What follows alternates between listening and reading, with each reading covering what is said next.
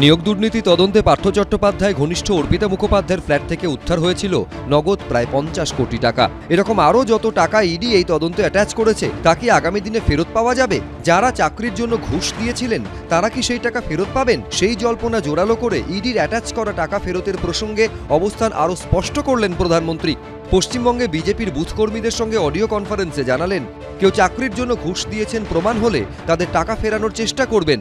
आपको मालूम है ना, हमने जो यानी ईडी ने पश्चिम बंगाल में से जो करीब 3000 करोड़ रुपया अटैच किया हुआ है। और मैंने कहा है कि भाई जरा ढूंढ के निकालो, किसी ने चाकरी के लिए रिश्वत दी, किसी ने 1 लाख रुपया दिया, किसी ने 50,000 दिया और हर एक का रेट था। तो मैंने कहा है कि पैसे उन गरीबों के अगर प्रूफ हो जाएगा तो हाँ ये इसी का पैसा गया है तो उसको पैसा वापस दिलवाने वाला हूँ मैं। हाँ, आप बोले थे रानी माँ को बोले हैं फोन में, हम लोग सुने हैं आपको ऑडियो।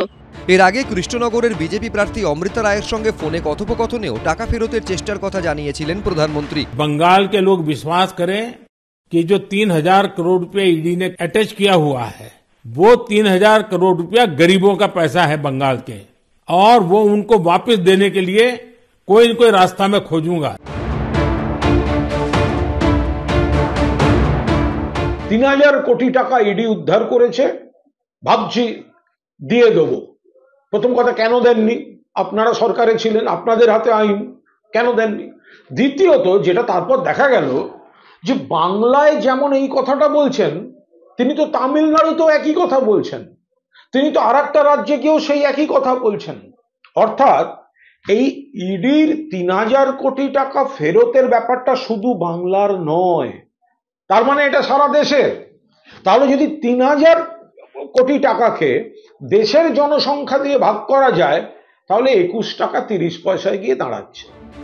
সম্প্রতি মোদী সরকারের বিরুদ্ধে বারবার কেন্দ্রীয় প্রকল্পে টাকা আটকে রাখার অভিযোগ তুলেছে তৃণমূল। কেন্দ্র আমাদের সব টাকা বন্ধ করে দিয়েছে, 100 দিনে যারা কাজ করেছে তাদের টাকাটাও দেয়নি। বুথ কর্মীদের সঙ্গে অডিও কনফারেন্সে তা নিয়েও মুখ খোলেন প্রধানমন্ত্রী। ये जो प्रधानमंत्री आवास योजना है ग्रामीण और जो मनरेगा प्रकल्प है 100 दिन के जो काम, अधिकांश लोग ही ये समझ रहा है कि केंद्रीय सरकार इस योजना में जो आने वाले रुपए है ये बंद करके रखा है। बताना पड़ेगा कि ये पैसे सब खा गए हैं बीच में। खजाने की लूट और गुंडों का संरक्षण ये सरकार का एजेंडा हो गया है। सरकार के महत्वपूर्ण विभाग जेल से चल रहे हैं। इस सरकार में न लोगों का जीवन सुरक्षित है न महिलाओं का सम्मान।